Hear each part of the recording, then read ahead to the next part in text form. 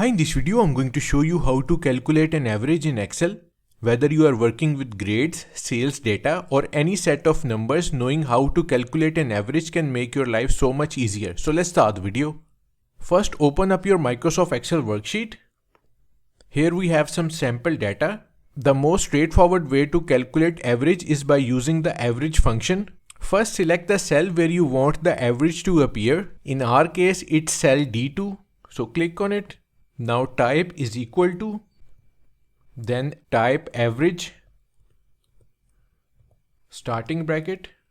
Now select the range of cells you want to include. For example, our numbers are in cell A2, B2 and C2. So we will highlight these cells. Now close the bracket and press enter.